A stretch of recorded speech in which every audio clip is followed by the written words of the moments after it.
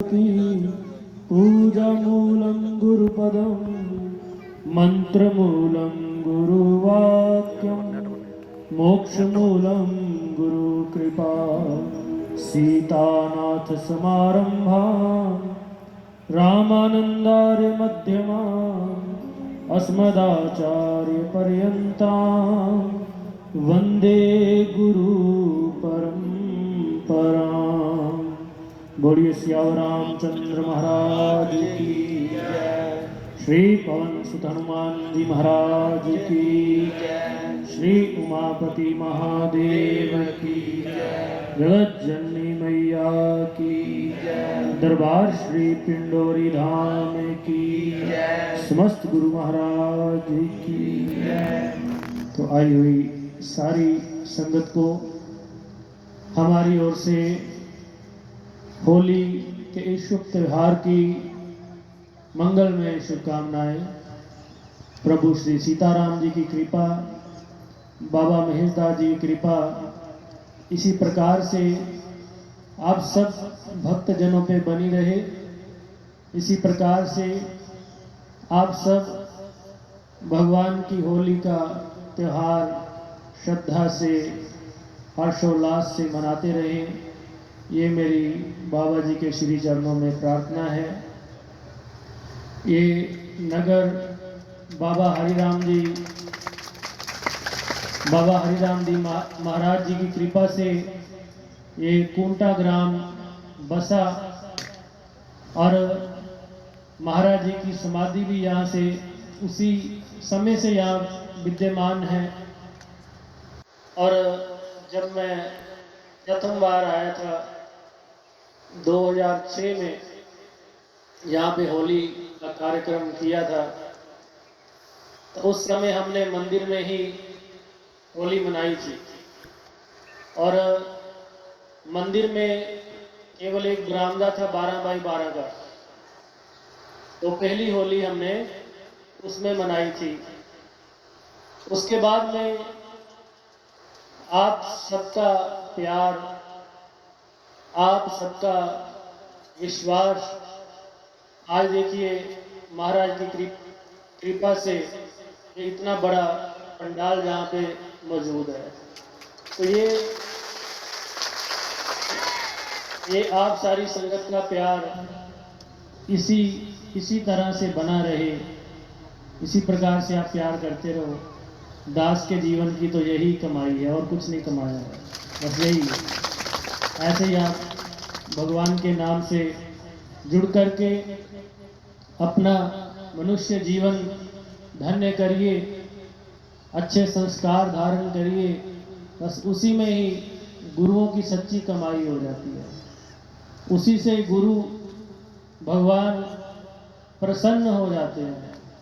तो इसलिए अच्छे कार्य जीवन में करिए, खूब भगवान का भजन करिए। इस प्रकार से होली में लाल, पीले, नीले सब तरह के रंग मिक्स होकर के एक हो जाते हैं। इसी प्रकार से हमको समाज में भी एकता के साथ रहना चाहिए। घर में जैसे सब एकता से रहते हैं, किसी पे कुछ संकट आए तो मदद करते हैं, उसी प्रकार से गांव में पूरा एक परिवार होता है, पूरा गांव। अगर वहां पे कोई संकट आए तो सबको मिलकर के मदद करनी चाहिए। और गांव के बाद में आपका राष्ट्र है, जो देश है, उस पर यदि कोई संकट आए तो सबको एक साथ उठ खड़े होना चाहिए। सो कहने का भाव कि जिस प्रकार से एक तरह तरह के रंग मिलकर के एक हो जाते हैं, उसी प्रकार से हमें एक होकर के जीवन व्यतीत करना चाहिए। भगवान ने ये बहुत सुंदर सृष्टि बनाई। पहले तो भगवान एक ही थे, उनके मन में आई कि एको हम बहुश्याम, कि मैं एक से अनेक हो गया। फिर भगवान ने सोचा ये कैसे सृष्टि बनानी है, इतनी सुंदर धरती का निर्माण किया। उसके बाद में मनुष्य शत्रुपा के रूप में अवतरित किए। उसके बाद में आगे सृष्टि जो है वो चलती गई। समय समय पर भगवान ने, क्योंकि पाप भी और पुण्य भी दोनों ही चीजें हैं, नेगेटिव पॉजिटिव, धूप छांव, ये दोनों चीजें इस सृष्टि में विद्यमान हैं। और जब बहुत ज्यादा पाप अधिक हो जाता है तो भगवान को पीड़ा होती है। जब उनके भक्तों पे कष्ट होता है तो भगवान अवतार लेते हैं। यदा यदा हि धर्मस्य ग्लानिर्भवति भारत अभय उत्थानम अधर्मस्य तदात्मानं सृजाम्यहम् परित्राणाय साधूनां विनाशाय च दुष्कृतां धर्म संस्थापनार्थाय संभवामि युगे युगे। भगवान श्री कृष्ण ने कहा है कि मैं किस लिए अवतार लेता हूँ, धर्म की स्थापना के लिए। जब जब धर्म पे संकट होता है, अधर्म बढ़ता है, तो मैं अवतार लेकर के धर्म को स्थापित करता हूँ। और उसके बाद में भगवान फिर अपने धाम में चले जाते हैं और उनके भक्त उनका अनुसरण करके भगवान के धाम में पहुँचते हैं। सो भगवान ने जो अवतार लेकर के हमें संदेश दिए, उनको हमें जीवन में अवश्य धारण करना चाहिए, तभी हमारा मनुष्य जीवन सफल हो पाएगा। नहीं तो आपने देखा है, जो लोग भगवान की, माँ बाप की, गुरु की अवहेलना करते हैं, वो ना इधर के रहते हैं ना उधर के रहते हैं। इन तीनों की कभी भी अवहेलना नहीं करनी चाहिए, क्योंकि ये हमेशा आपको सत्य मार्ग में ही चलाएंगे। कोई संभावना ही नहीं है कि आपको वो गलत मार्ग की ओर ले जाए। सो यदि हम नहीं चल रहे आज, तो देखिए कितना संसार में पाप भी बढ़ गया है। हमारे बच्चे नशे की ओर जा रहे हैं, हमारे बच्चे माँ बाप का कहना नहीं मान रहे हैं। हमारे पास माताएं आती हैं तो 90% यही समस्या लेके आ रही है इस समय कि हमारे बच्चे हमारे कहना नहीं मानते हैं। बच्चों को बोलो इधर जाना है, उधर जाते हैं। रात को सोते नहीं है समय से, दिन को उठते नहीं है, घर का काम करके खुश नहीं है। क्या कारण है? एक ही कारण है कि हमने बच्चों को संस्कार जो देने चाहिए वो नहीं दे रहे हैं। अपने शास्त्रों में जो लिखा है वो ना खुद पढ़ रहे हैं, ना बच्चों को पढ़ा रहे हैं। जब तक नहीं पढ़ोगे, नहीं पढ़ाओगे बच्चों को, तब तक ये आपका कल्याण संभव नहीं है। इसलिए उनको अधिक से अधिक पढ़ाइए। जननी जने तो भक्त जन या दाता जा शूर। कहते कि माँ एक बच्चे को जन्म देती है तो उसका बच्चे को जन्म देना ऐसे ही सफल नहीं हो जाता। बच्चा या बच्ची दोनों कोई भी हो, जन्म दे दिया, बहुत तपस्या की, त्याग किया, आपने बच्चे को जन्म दे दिया। लेकिन मां सही अर्थ में आप कब कहलाते हो? जब आप बच्चे को धर्म के मार्ग पे चलाते हो। यदि बच्चा धर्म के मार्ग पे आपने नहीं चलाया तो फिर तो पशु पक्षी भी बच्चों को पाल लेते हैं, जन्म दे देते हैं। तो सही मायने में इसलिए क्या, जननी जने तो भक्त जन, भक्त बनाओ। खूब भगवान का खुद भी भजन करो और उनको भी कराओ। और भजन में बहुत शक्ति है, यदि आप करने लग जाओगे तो अपने आप ही भगवान आपकी बाँह पकड़ लेंगे। वो जो उनके लड़ लग जाते हैं उनकी कभी पीठ लगने नहीं देते हैं। वो जीवन में चाहे जितने भी संकट आए जीवन में, भगवान आपको बाँह पकड़ के आपको बाहर निकालेगा। कभी ये चीज़ अपने जीवन में जो भी आपके इष्ट हैं, जिनको भी आप मानते हो, आजमा के देख लीजिएगा। संकट जब भी आएंगे तो आपकी बाँह पकड़ के आपको उनमें से बाहर निकालेंगे। इतना प्रेम होता है भगवान का अपने भक्तों से।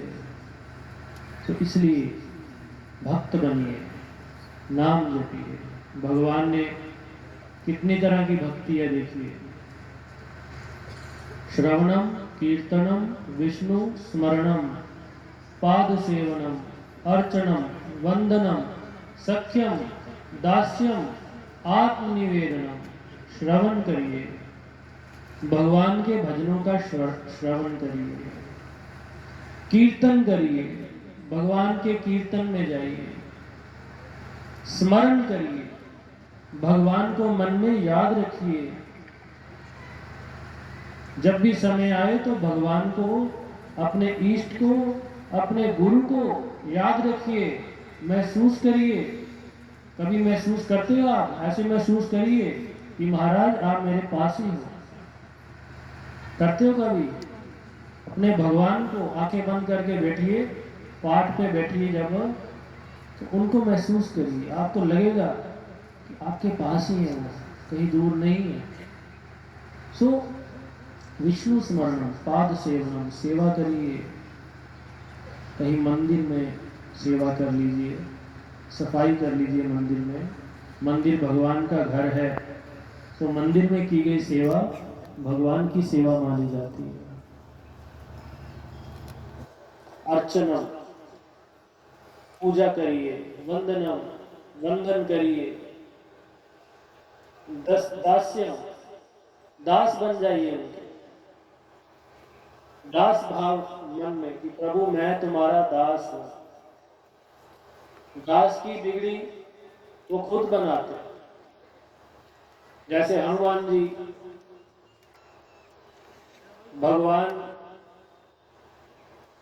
भगवान ने खुद से भी ज्यादा शक्ति हनुमान जी को दे दी, क्योंकि सच्चे मन से वो दास बने। एक बार हनुमान जी, क्योंकि वो तो अजर अमर है, वो अमर है हनुमान जी। अश्वत्थामा, बलि, व्यास, हनुमान जी, विभीषण, कृपाचार्य, परशुराम जी, ऋषि मार्कंडे, ये सब अमर है। इनका जीवन मरण से चक्कर छूट गया है, कलयुग में भी विद्यमान। तो उन्होंने, हनुमान जी वहां निवास कर रहे थे, द्वापर का समय था। तो एक बार कृष्ण जी ने अर्जुन से कहा कि जाओ मेरे लिए पुष्प लेकर के आओ। पुष्प लेने गए तो वहां पे हनुमान जी वृद्ध अवस्था में भगवान का नाम ले रहे। अर्जुन ने जब पुष्प तोड़े, हनुमान जी ने कहा भाई ये सारा मैंने सजाया हुआ है। जब कोई माली बाग को सजाता है, कोई ऐसे तोड़े तो उसको गुस्सा आता है। हनुमान जी ने कहा यार पूछ तो लो। अर्जुन ने कहा कि ये पुष्प जो है भगवान के काम है, जो चीज भगवान के कार्य में लानी हो उसके लिए नहीं पूछा जाता, मैंने तोड़ ली। तो हनुमान जी ने व्यंग कर दिया, कहते जा जा, तेरा गुरु भी चोर है, तू भी चोर ही रहेगा। उधर मक्खे मक्खन चुरा लेते थे, गोपियों के कपड़े वस्त्र ले जाते थे उठा करके। तो तेरे से मैं क्या एक्सपेक्ट करूं, है ना? इतना गुरु और दादा चेला है। तो उन्होंने भी राम जी के बारे में बोल दिया, कहते जा जा कर, तेरे राम जी से तो खुद समुद्र पे पुल भी नहीं बन पा रहा था, तुम्हारे राम जी से तो भाई पुल भी नहीं बना था। हमारे भगवान तो हर कोई अपने इष्ट का। तो हनुमान जी जब ऐसे उन्होंने कहा तो अर्जुन ने कहा कि तुम्हारे भगवान से तो भाई पत्थरों का पुल भी नहीं बन रहा था, आप लोगों की सहायता से बना। अगर तुम चाहो तो मैं ये समुद्र पे ना अपने बाणों से पुल बना सकता हूँ, मेरे में इतनी शक्ति है। तो हनुमान जी ने कहा कि अच्छा तेरे में इतनी शक्ति है, जा तू अपने बाणों के पुल बना। राम जी के बनाए हुए पुल से सारी सेना पार हो गई थी, और तुम्हारे बनाए हुए पुल से अगर राम जी का एक सेवक पार निकल जाए तो जो कहोगे मैं करूंगा। भाई राम जी ने जो पुल बनाया था सारी सेना गई थी, कहते तुम पुल बनाओ, बहुत शक्ति है ना, अगर मैं अकेला पार कर गया तो मान लेंगे तुमको। अर्जुन वैसे ही करते, बनाते पुल बड़ा तगड़ा। हनुमान जी अपना विशाल शरीर बनाते हैं और चढ़ते हैं ऊपर। अच्छा, अर्जुन भी प्रतिज्ञा कर लेता है। हनुमान जी कहते हैं तुम जो कहोगे वो मैं करूंगा। अर्जुन है वो कहता है मेरा पुल टूट गया, मैं अग्निदाह कर लूंगा, मर जाऊंगा, जिंदा नहीं रहूंगा। हनुमान जी कहते सोच लो, कहते नहीं। चलिए कंपटीशन हो गया, बनाया पुल बड़ा तगड़ा अर्जुन ने बाणों का। हनुमान जी ने विशाल का शरीर धारण किया और जैसे एक पैर रखा पुल धर्म टूट गया, सारा पुल टूट गया। तो अब बड़ा पंगा पड़ गया। अर्जुन लकड़ियां चुनने लगा कि अब मैं शरीर त्याग दूंगा। भगवान को बहुत चिंता हो गई, अभी तो इसका जाने का समय नहीं है, अभी इसका जाने का समय नहीं है, ये चला जाएगा तो बहुत मुश्किल हो जाएगी, युद्ध कैसे लड़ेंगे। तो भगवान उस समय ब्राह्मण का वेश धारण करके वहां पहुंचते हैं। तो देखते हैं, कहते क्या हुआ, वो सारा बताते हैं। कहते आप लोगों के बीच में दोनों कंपटीशन ही करी जा रहे थे, कोई अंपायर भी था। कहते अंपायर तो कोई नहीं था। कहते अब अंपायर ही नहीं था तो कैसे पता चले कि बंदा आउट है या है ना नहीं आउट, जब नेट आउट है। तो कहते चलो दोबारा से कंपटीशन करो। अर्जुन पता तो था ही हारूंगा ही फिर से। तो कहता शायद छोड़ो अब हारना ही है मुझे। कहते नहीं नहीं मैंने देखा नहीं। हनुमान जी कहते कि चलो, क्योंकि सब मालूम ही होता उनको, ये तो हम लोगों को एक मैसेज देने के लिए भगवान सारी लीला करते। वो कहते चलो बनाओ पुल। वो बनाते हैं पुल। जब पुल बनाते हैं तो हनुमान जी को शक तो होता है कुछ गड़बड़ होएगी। हनुमान जी बहुत विशाल शरीर धारण करते हैं और अपने शरीर के साथ भी पत्थर बांध लेते हैं भारी भारी, और पहाड़ उठा लेते हैं और चढ़ते हैं। पुल टूटता नहीं है, पुल टूटता नहीं है। तो जब चल रहे होते हैं तो देखते हैं टूट क्यों नहीं रहा है ये। फिर नीचे देखते हैं, नीचे जब देखते तो पानी का रंग लाल होता है, उसमें से ब्लड निकल रहा होता है। नीचे देखते हैं तो भगवान पशुओं का रूप धारण करके पुल के नीचे लगे होते हैं। हनुमान जी उसी समय अपने छोटे स्वरूप में आकर के बोलते कि मैं हार गया, मैंने अपनी हार कबूल कर ली। तो उसके बाद में फिर क्योंकि भगवान को चिंता हो जाती है, जैसे आपको कहा कि भक्त की, उन्होंने कहा है ना हम वसामी वैकुंठे योगी नाम हृदय चना मम भक्त्या यत्र गायंती तत्र तिष्ठन्ति नारदा। कि नारद जहाँ जहाँ मेरे भक्तों पे संकट आता है मैं उसी समय वहाँ पे प्रकट हो जाता हूँ।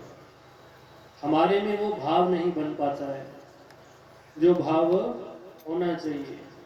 हम एक जगह पे विश्वास नहीं टिका पाते, अगर वो बन जाए तो बस फिर कहना ही क्या।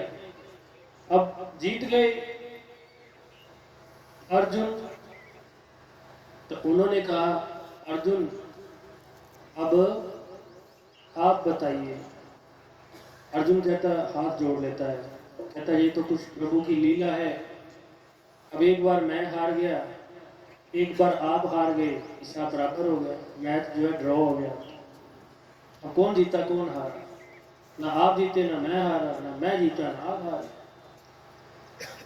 तो ब्राह्मण जो थे उन्होंने, जब हनुमान जी ने कहा कि आप बताइए मेरा क्या दंड है,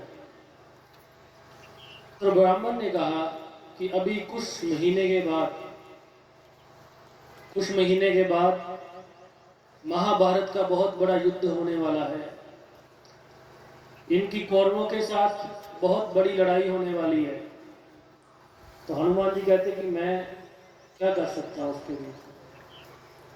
उन्होंने कहा आपने कुछ नहीं करना, आपने सिर्फ इनके, मेरे और अर्जुन के जो रथ है, रथ के ऊपर जो ध्वजा होगी उस ध्वजा पे विराजमान रहना है, ऐसा कहा। तो हनुमान जी ने कहा ठीक है,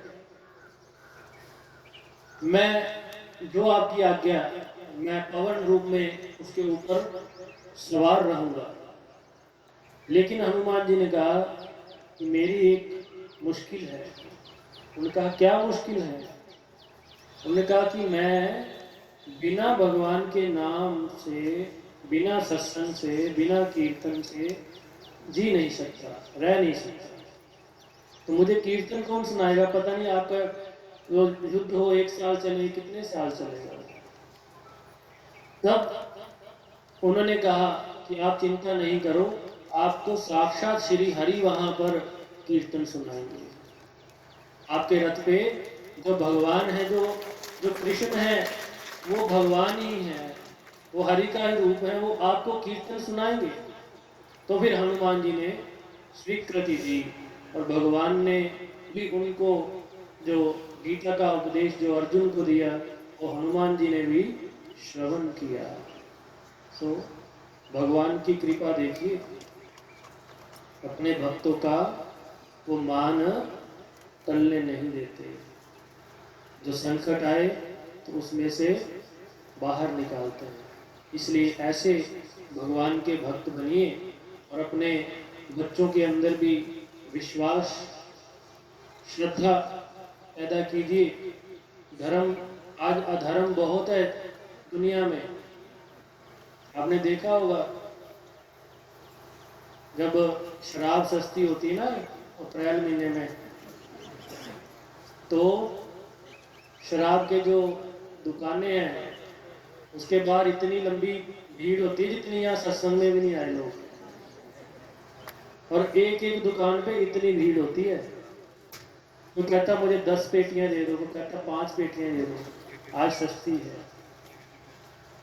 लेकिन उस शराब का कोई भी फायदा नहीं है, वो नुकसान ही करेगी। अधर्म है वो पाप है। उसको पी करके जीवन बर्बाद हो जाएगा, आपका मनुष्य जीवन जो है वो नष्ट हो जाएगा। लेकिन जो यहाँ पे सत्संग में जो लोग आकर के नाम का जो रस पान करते हैं, नाम रूपी रस पान करते हैं, उनका जीवन धन्य हो जाता है।